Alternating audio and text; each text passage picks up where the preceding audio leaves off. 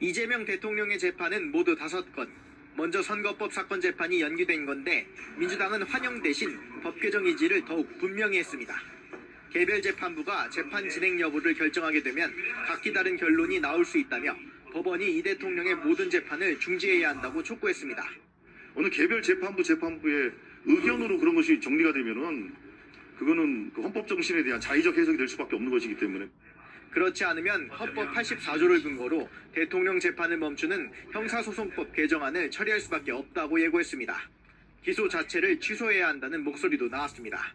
미국 검찰이 트럼프 대통령 당선 후 기소를 취소했듯이 대통령의 불소추 특권을 적극적으로 해석해야 한다는 주장입니다. 국민의힘은 헌법 84조가 대통령의 면죄부가 될 수 없다고 반발했습니다.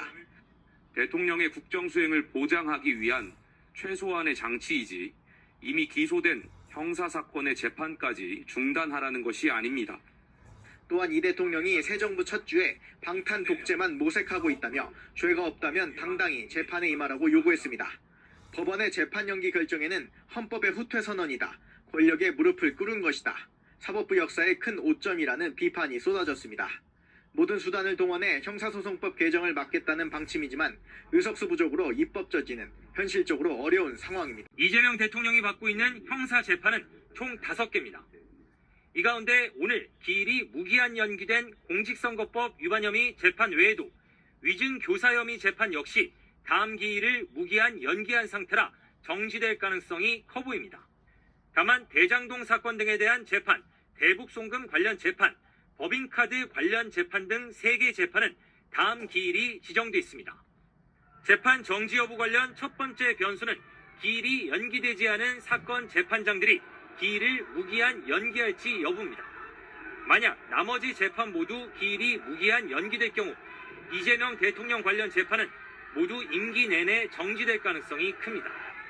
기일 연기는 재판장의 소송 지휘권 행사이기 때문에 검사가 항고를 통해 대법원에 이의를 제기할 수 없습니다.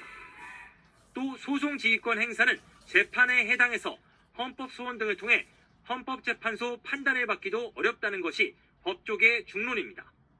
결국 재판장이 기일을 무기한 연기하는 형식으로 재판을 사실상 정지할 경우 이의 제기하기가 어려운 셈입니다.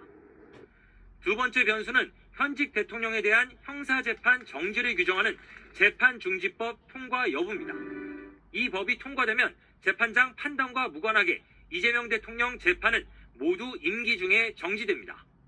그러나 관련 재판부 중 한 곳이라도 위헌법률 심판 제청을 할 경우 헌재가 법률의 위헌성 여부를 판단하게 됩니다.